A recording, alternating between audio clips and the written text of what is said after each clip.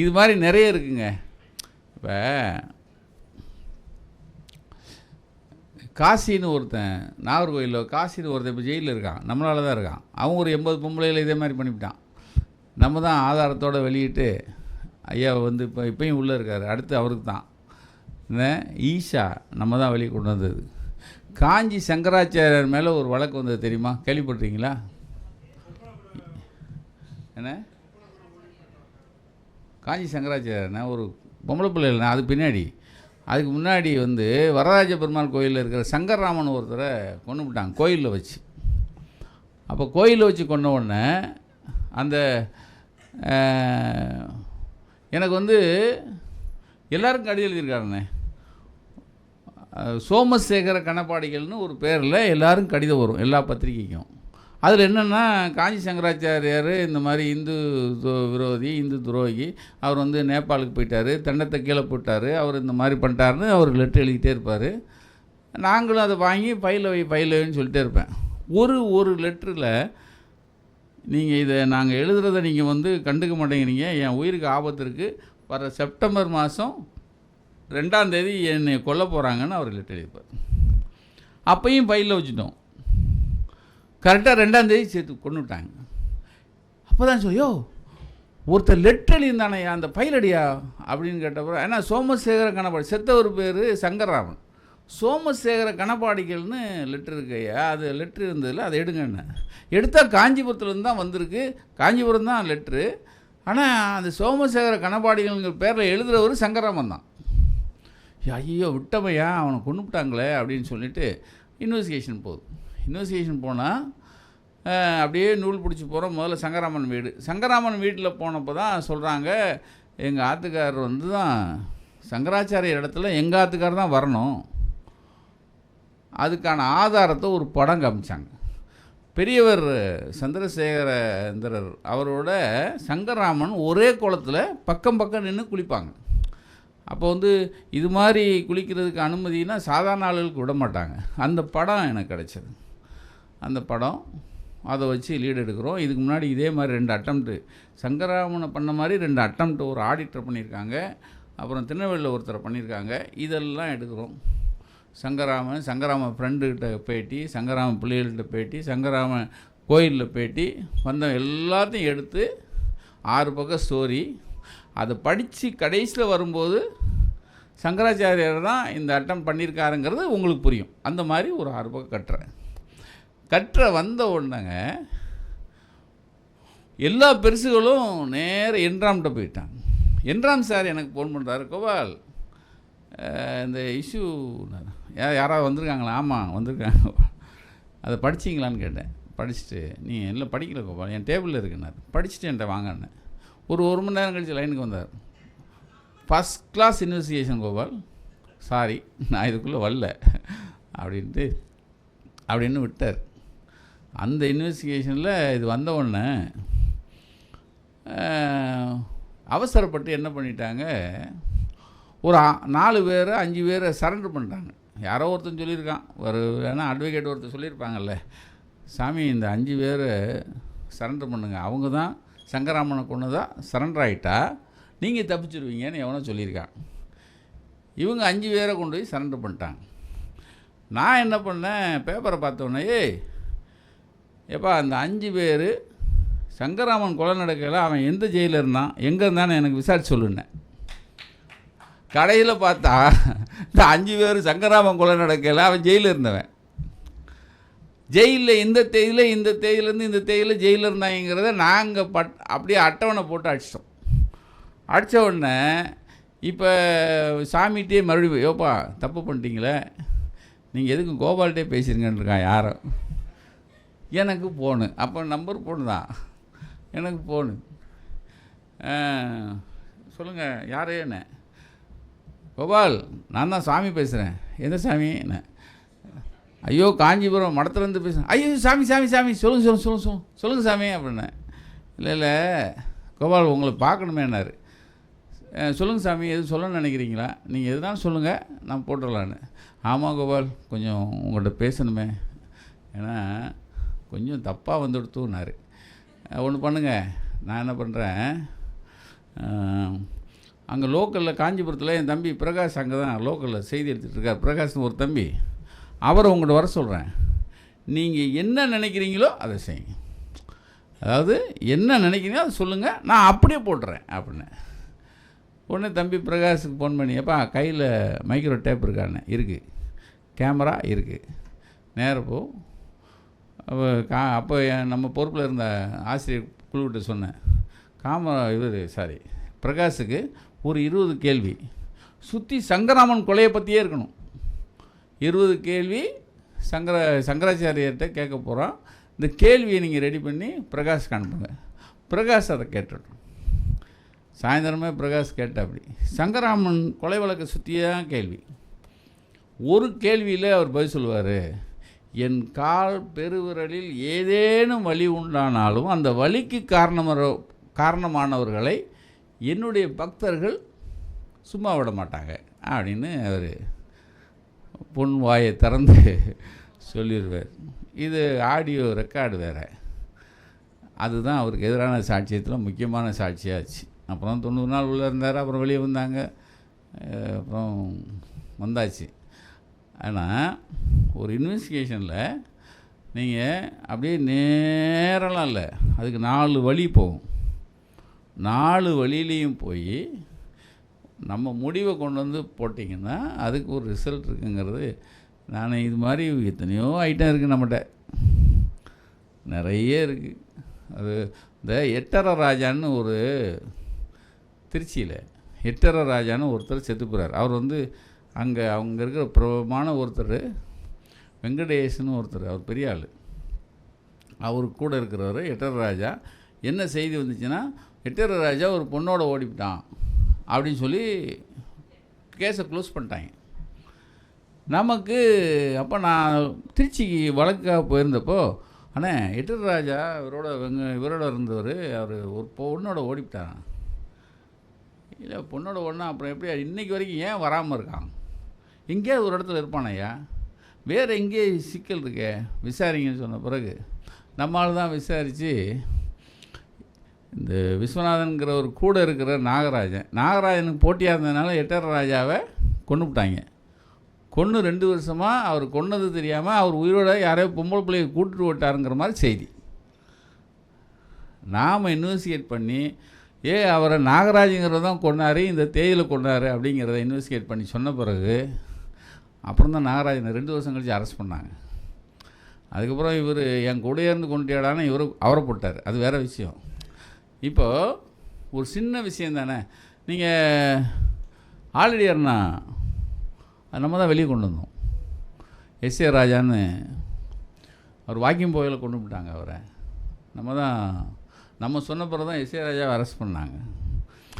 இப்போ இந்த சவாலாக இருக்கிற விஷயங்களை பூராமே நம்ம சின்ன சின்ன விஷயங்களில் கவனம் செலுத்துறதில்ல. சவாலாக இருக்கிறது பூராமே கையில் எடுத்துறது, அது ஃபாலோ பண்ணுறது. இந்த எட்டர ராஜா மாதிரி விஷயங்கள் அத்தனை. இந்த நித்யானந்தா மாட்டினது எப்படிங்கிறீங்க? நம்மளால் தான் மாட்டினான். அதாவது 2008 இருக்குண்ணே, பாவை காலேஜ்னு ஒரு காலேஜ். அதில் எனக்கு செய்தி வருது, ஒரு அம்மா ஃபோன் பண்ணுறாங்க, இந்த மாதிரி சார் ஒரு சாமியார் வந்திருக்கான், அந்த ஆள் எல்லாரையும் கட்டி பிடிச்சி ஆசீர்வாதம் பண்ணுறான், கட்டி பிடிக்காதவங்கள திட்டுறாரு கரஸ்பாண்ட். அது என்னடா அது? 4 நாள் லீவ் விட்டாங்க கட்டி பிடிக்கிறதுக்கு. அப்போ எனக்கு ஃபோன் வந்தது. அப்போ நான் சொன்னேன், லோக்கலில் இருக்கிற ரிப்போர்ட்டரை கூப்பிட்டு, எப்போ யாராவது பாவை காலேஜில் உங்கள் ஆள் படிக்கிறாங்களா? ஆமாம், எங்கள் அக்கா மகன் ஒன்று படிக்கிறான், அங்கே ஏதாவது ஒரு சாமியார் வந்து கட்டி பிடிக்கிறானா பாரு அப்படின்னு. ஆமாண்ணே, அறையில் வச்சு கட்டி பிடிக்கிறானே, இஸ்லாமிய பெண்கள் வந்தாலும் கட்டி பிடிக்கிறேன்னு சொன்னான். ஆனால் இஸ்லாமிய பெண்கள் மறுத்ததுனால இவங்க என்ன பண்ணிட்டாங்க, கரஸ்பாண்டே நீ கட்டிப்பிடி அப்படின்னு சொல்லி கம்பல் பண்ணுறாரு அப்படின்னு செய்தி இருக்குது. நான் செய்தி பண்ணியிருக்கேன், கட்டிப்பிடின்னு செய்தி பண்ணிட்டோம் சார். செய்தி போட்ட அடுத்த நாள்னு ஒரு 2500 லெட்ரு, மறுப்பு லெட்ரு, ஒரே மாதிரி கையெழுத்து. எங்கள் சாமி அப்படிப்பட்டவர், எங்கள் சாமி இப்படிப்பட்டவர், நல்லவரை எழுதிட்டீங்க, நீங்கள் நாசமாக போவீங்கன்னு 2500 லெட்ருங்க. நான் வேறு என்ன அது தேவையில்லாமல் கையை வச்சுட்டோமா அப்படின்ட்டு கார்த்திக் செல்வம் அப்போ நம்மகிட்ட தான் இருந்தார். தம்பி அந்த சாமி கூட எவனா ஒரு ஆசாமி கூட இருப்பான்ல, அவன்கிட்ட ஒரு 2 பக்கம் எடுத்து போட்டு விட்டுருந்தேன். அதாவது மறுப்பு மாதிரி எடுத்து போட்டு விட்டுருந்தேன். போட்டு விட்டாச்சு சார். இது 2008 நடந்தது. 2010 திங்கக்கிழமை காலையில் ஆஃபீஸ் போகிறேன். டேபிளில் ஒரு காய்கறி கடை. அது என்னென்ன, அது பெங்களூர் நித்யானந்த பிடதி ஆசிரமம்னு போட்டு ஒரு கவருக்குள்ளே எடுத்தால் ஒரு சீடி. நான் வேகமாக போய் எங்கள் கணேசன் தம்பி இருக்கார், ஆப்ரேட்டர், அவர்கிட்ட என்னப்பா பிடதின்னு ஒரு இதுலேருந்து ஏதாவது சீடி வந்துருக்குது என்னென்னு போட்டு பாருங்க. போட்டான். அப்போ ஒரு பெட்டு, நித்யானந்தா அப்படி உட்காந்து படுத்து காலாட்டிக்கிட்டு இப்படி காலாட்டிக்கிட்டே இருக்கான் படுத்துட்டு. ஏய் இந்த கதவை தர காற்று வரட்டும் அவன் தானே அவன் அப்படின்னு. ஆமாண்ணே, ஏன்னா படுத்தது நமக்கே அனுப்பியிருக்காங்க அப்படின்ட்டு இப்படி திரும்புகிறேன். ஒரு கதவை திறந்து ஒரு அம்மா உள்ளே வருது. இவன் சாமியில் ஒரு அம்மா உள்ளே வருது. அண்ணே ரஞ்சிதானே அவன். ஓ சாமியில் அவன். இவன் தானே 2500 மறுப்பு லெட்டர் அனுப்புனது. பார்த்தா சங்கீதா அப்படியே உள்ளே போனாங்க, லாக் பண்ணாங்க, அப்புறம் இப்படி வச்சாங்க. இந்த சேலை அப்படி சொருகுவாங்களாம், சொருகிட்டு அப்படி மேலே. உடனே எட்டிவல் கூப்பிட்டேன். எப்பா இன்றைக்கி புக்கு அப்படின்ட்டேன். இன்றைக்கி புக்கு, நாளைக்கு காலையில் எல்லா ஊர்லேயும் இருக்கணுன்ட்டேன். அன்றைக்கி சாயந்தரம் ஸ்டாலின் அண்ணனுக்கு ஒரு புக்கு ரிலீஸ். அது சோழனை எழுதின புக்கை எல்லா பத்திரிகை ஆசிரியர்களை வச்சு ரிலீஸ் பண்ணுறாங்க. அப்போ சோ இருக்கார், நான், ராமண்ணன், அப்புறம் இவர் சந்தோலியா, தந்தி பாலசுப்ரமணியன், குமுதத்துலேருந்து வரதராஜனை வந்தார், எல்லாருமே இருக்கும். எனக்கு பக்கத்தில் குமுதம் வரதராஜனை, அண்ணே ஒரு முக்கியமான ஒரு சீடி வந்திருக்கு, உங்களுக்கு தான் யூஸ்ஃபுல்லாக இருக்குனார் அவர். என்னென்ன, அதான் அந்த நித்யானந்தா பற்றி. வந்திருக்காண்ணே. ஆமாம் அண்ணே, இப்போயே கொடுங்கண்ணே. நாளைக்கு கொடுக்குறேன்னார் அவர். நான் சொன்னேன், அண்ணே காலைல நான் நைட்டு வீட்டுக்கு வருவானே. இல்லை காலையில் வாங்க, காலைல தந்துடுறேன்னார். நம்ம புக்கு ஓடிக்கிட்டு இருக்கு, காலையில் தந்துடுறேன் அப்படின்னாரு. ஆனால் காலைல ஒரு 9 மணிக்கு நான் நேரம் வந்துடுவானே. ஆனால் ஒரு 10:30க்கு வாங்கன்னார். காலையில் 6 மணிக்கு போகணும். ஏன்னா புக்கே வந்துருச்சு கேட்டார். நான் சொன்னேன், நான் போட்டுட்டேன்னா நீங்கள் வேறு எவன்ட்டையாவது கொடுத்து போட சொல்லிடக்கூடாதுல்ல. அதாவது பத்திரிக்கையாளனுக்கு எதுக்கு சொல்ல வரேன்னா, இந்த போட்டி முக்கியம். எவன் முதல்ல கொடுக்குறானோ அவன் தான். நீங்கள் இந்த ரேஸ் இருக்குல்ல, இது ரிலே கோல் தான். எவன் முன்னாடி வரானோ அவன் தான். இப்போ நம்ம 30 வருஷம் ஆச்சு. நீங்கள் நக்கிற ஆரம்பித்து 38. எங்கள் அண்ணன் அவர் வந்து 38 வருஷம் ஆச்சு. யார், நம்ம மனோஜ் வந்தோம். 38 ஆண்டு இப்போ நடக்குது. 38 வருஷம் நீங்கள் பேசப்பட்டுருக்கோம்ல, அது காரணம் யாரையும் முன்னாடி விடுறதில்லை, ஓடுறது தான். வேற என்ன, உயிரை பணையம் வச்சு ஓடுறது. நீங்கள் பாருங்கள், எந்த சமூகத்தில் எந்த பிரச்சனை இந்த பத்திரிக்கை பண்ணிச்சு, நக்கீரனை தவிர எதையும் சொல்லக்கூடாம. அது அதுக்காக கொடுக்குற விலை ஜாஸ்தி. அப்போது அப்படி தான் நித்யானந்தா இன்றைக்கி வரைக்கும் நாட்டை விட்டு அனுப்பின ஒரு நல்ல விஷயம் நம்ம தான் பண்ணணும். ஆனால் அவன் என் மேலே போட்ட வழக்கு எல்லோரும் ஈஸியாக இருக்குன்னு எல்லோரும் சொல்லுவாங்க. அவன் கிட்டத்தட்ட 16 வழக்கு போட்டிருக்காங்க என் மேலே. இப்போயும் இந்த ரஞ்சிதான்னு ஒரு தேசிய நடிகை இருக்காங்கல்ல, அந்த அம்மா இப்போ என் மேலே போட்டது. அதாவது என்ன கூத்து கேளுங்க. 2010 இதை போட்ட உடனே அந்த ஆள் வந்து கும்பமேளாவுக்கு போயிட்டான், தலைமறைவு. ரஞ்சிதா அமெரிக்கா ஓடிடுச்சு அவன் சகோதரி வீட்டுக்கு. நாம் எல்லாம் பேட்டி கீட்டி கொடுத்துட்ருக்கேன். ஆட்சி மாற்றம் வந்துச்சு 2011. உடனே ரஞ்சிதா வந்து இறங்குறாங்க. இந்த பக்கம் கும்பமேளாருந்து இவன் வந்து இறங்கினவன் ப்ரெஸ் மீட் வைக்கிறான். அடுத்த நாள் என் மேலே கேஸு, நான் தலைமறைவு. எப்படி 3 மாதங்க, 3 மாதம் தலைமறைவு. அதுக்கப்புறம் இன்றைக்கி வரைக்கும் அந்த கேஸ் போயிட்டுருக்கு சைதாப்பேட்டையில். என்னென்னா சந்தோஷமாக இருக்குது, சொல்லும்போது கேட்குறதுக்கெல்லாம் உங்களுக்கு சிரிப்போம். ஆனால் நான் பட்ட கஷ்டம் இருக்க. அதிகமாகலாம் இல்லை. எனக்கு வந்து ஒரு 3-4 தடவை அரெஸ்ட் பண்ணியிருக்காங்க. இந்த நிர்மலா தேவின்னு ஒரு நம்ம தான் அது. அப்போ வந்து அதுக்கு முன்னாடி வரைக்கும் நான் நம்பர் ஃபோன் தான் வச்சுருந்தேன். இந்த நம்பர் ஃபோன் எனக்கு இந்த செல்ஃபோன் சனியம் கையில் இருக்கிற சனியன்பேன், பையில் இருக்கிற சனியன் அது வந்த பிறகு தானே நம்ம நாசமாக போயிட்டோன்னு அது பைக்கில் நான் அந்த நம்பருக்கு போகணும். அந்த 303ன்னு நோக்கியாவில் இருந்தது. ஏக்கா முடிஞ்சா அதானே, கொஞ்சம் அப்படியே தண்ணியை கொடுங்க. அப்போ நோக்கியா ஃபோன் வச்சுருந்தேன். என்னை ஏர்போர்ட்டில் அரெஸ்ட் பண்ணிட்டாங்க. உள்ளெல்லாம் அரெஸ்ட் பண்ணால் ஒரு 20 பேர் அப்படியே லெஃப்ட் ரைட் போட்டு வராங்க. நான் நடுவில், பெரிய ஏர்போர்ட்டு, கத்துனா அடிப்பாங்களோ, அடித்தா அசிங்கமாயிருமென்ட்டு நான் அப்படியே கம்மா போச்சு முடிஞ்சு நம்ம கதை அப்படின்ட்டு அப்படியே போகிறோம். போயிட்டு வந்து ஒரு 6 ஜீப் வந்தது, அதில் ஏற்றுனாங்க. அப்படி அந்த ஏர்போர்ட்டில் அப்படி இறங்குறோம். அப்படி இறங்குறேன்.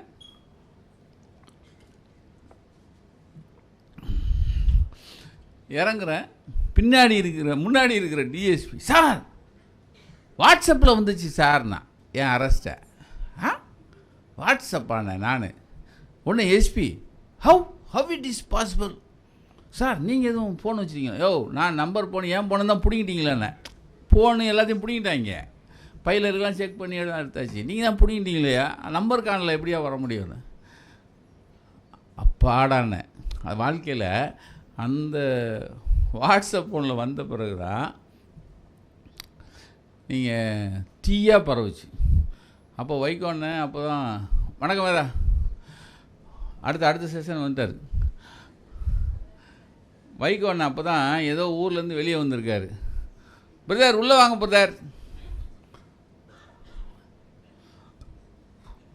வைகோண்ணே வந்திருக்காரு.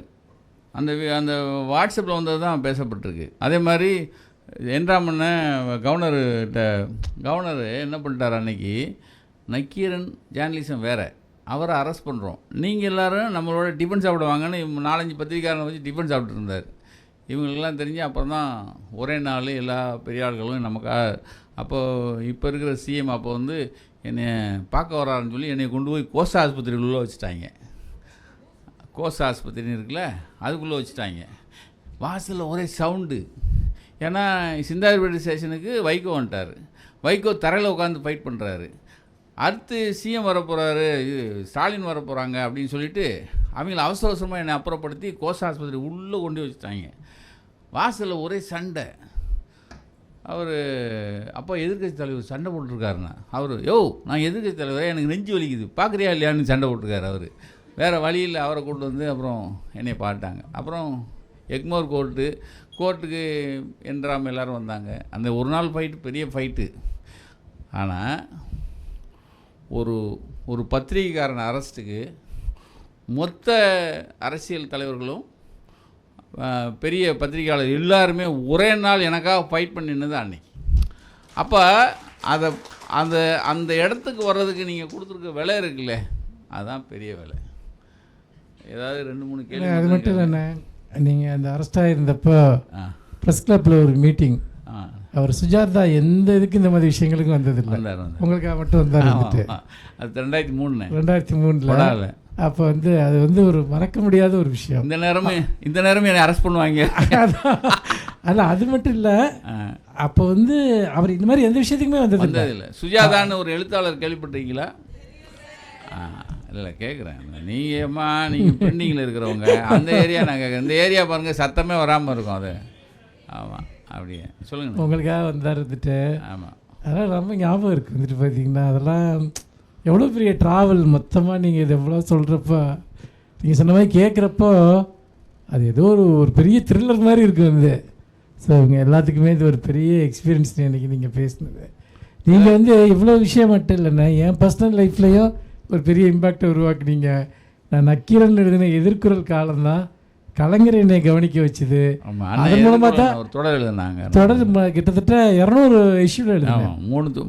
4 வால்யூம் அது 2 ஆகிட்டேன். அதான். ஆனால் என்ன விஷயம்னா அதன் மூலம் தான் கலைஞர் என்னை கவனிக்கிறாரு. அதன் மூலம் தான் கட்சிக்குள்ளே வந்து எனக்கு வர்றதுக்கான ஒரு கேட் ஓப்பன் ஆகுது. ஆமாம். அப்படி பார்க்குறப்போ என் லைஃப்பில் அது ஒரு பெரிய ஓப்பனிங். அது ஒரு பத்திரிக்கைங்கிறது வெறும் பத்திரிக்கை இல்லைண்ணே, அதுக்குள்ளே என்னென்னவோ சேஞ்சஸ் யார் யாருக்கோ நடக்குது. ஆமாம். இந்த ஒட்டுமொத்த நீங்கள் சொன்ன ஹிஸ்ட்ரியிலேயே அதை தான் பார்க்க முடிஞ்சுது. வேறு ஏதாவது முக்கியமாக கேட்கலாமா? இருக்கா? டாக்கு சீரிஸ் வந்து G5ன்னு ஒரு ஓடிடி தளம் இருக்கும், பார்த்துருப்பீங்க. அதில் வந்து வீரப்பன் டாக்கு சீரிஸ் ஊஸ் முனுசாமி வீரப்பன் ஒரு டாக்குமெண்ட் இருக்கும், முடிஞ்சால் பாருங்கள். அது ஒரு 6 எபிசோட் இருக்கும். என் மக தான் எடுத்தது. ரொம்ப ஒரு சிறப்பான ஒரு அமர்வு, ரொம்ப மெமரபுளாக இருக்கக்கூடிய ஒரு அமர்வு. நன்றி. உங்கள் எல்லார் சார்பாகவும் உங்களுக்கு எங்களுடைய நெஞ்சார்ந்த நன்றிகளை தெரிவிச்சுக்கிறோம். எல்லாருக்கும் ரொம்ப இன்ஸ்பைரிங்காக இருந்தீங்க, எப்போவுமே இருப்பீங்க எங்களுக்கு இன்ஸ்பைரிங்காக. தேங்க்யூண்ணே, தேங்க்யூ வெரி மச். வந்திருக்கிற எல்லாருக்கும் வாழ்த்துக்கள், நன்றி. ஏன்னா இப்போ இந்த செல்ஃபோன் வந்த பிறகுன்னு எல்லாருமே டிவி நடத்துகிறான், எல்லாருமே பத்திரிகை நடத்துகிறான், எல்லாருமே அவன் ஒரு சின்ன குழு வச்சு ஒரு செய்தியை பரிமாறிக்கிறான். அதை மீறி ஜெயிக்கணும்னா நிறைய சவால்கள் உங்களுக்கு இருக்குது. நமக்கு அந்த சவால்கள் கிடையாது. நான் வந்து நம்மளை விட உங்களுக்கு அதிக சவால். ஒரு ஒரு நீங்கள் இப்போ மாலை பேப்பர் நேற்று சொன்னார்ல, அதை விட தீயாக பரவுறது செல்லு. இந்த செல்லுங்கிறது உங்களுக்கு மிகப்பெரிய எதிரான ஆயுதமாகவும் இருக்கும், கையில் இருக்கிற ஆயுதமாகவும் இருக்கும். இதை மீறி நீங்கள் எல்லாரும் ஜெயிக்கணும் அப்படிங்கிறத நக்கீரன் சார்பாக வாழ்த்துக்களும் இந்த வாய்ப்புக்கு நன்றியும் கூறி விடைபெறுகிறேன். நன்றி. தேங்க்யூ.